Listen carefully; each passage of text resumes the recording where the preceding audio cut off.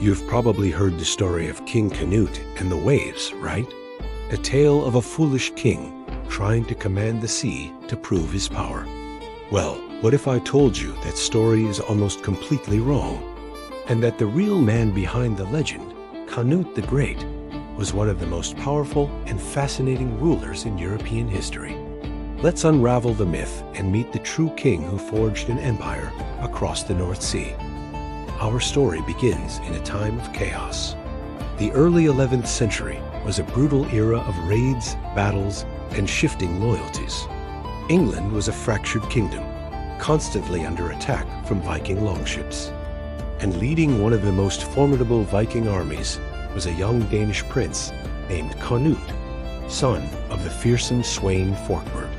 When his father died shortly after conquering England, Cnut didn't just inherit a crown, he inherited a war.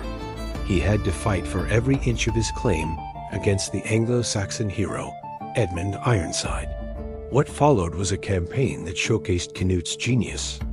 He wasn't just a brute in a horned helmet. That's a myth, by the way. He was a brilliant military strategist and a cunning politician. After a series of hard-fought battles, Cnut and Edmund agreed to divide England between them. But when Edmund died soon after, Cnut became the undisputed king of all England in 1016.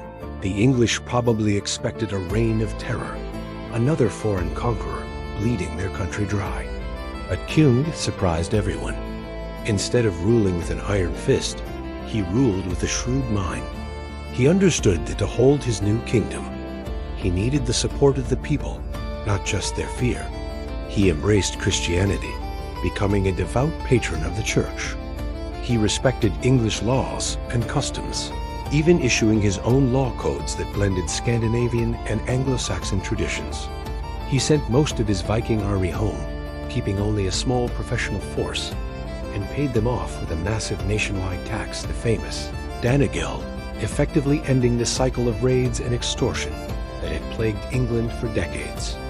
This wasn't just about being a nice guy. It was smart politics. By establishing peace and stability, he created prosperity. Trade flourished under his protection, and England became the wealthy cornerstone of his growing empire. Soon, Cnut wasn't just king of England. He also inherited the thrones of Denmark and Norway, and held influence over parts of Sweden. For a brief, glorious period, he was the master of a vast North Sea empire, a maritime superpower that stretched from Scandinavia to the British Isles. He was, without a doubt, the most powerful ruler in Northern Europe. So, what about that story with the waves? It wasn't about arrogance. It was about humility. The original tale describes Cnut setting his throne by the sea to show his flattering courtiers the limits of his power. He told them, "Let all the world know that the power of kings is empty and worthless, and that only God could command the elements." It was a lesson in piety and a rebuke to sycophants, not a display of ego.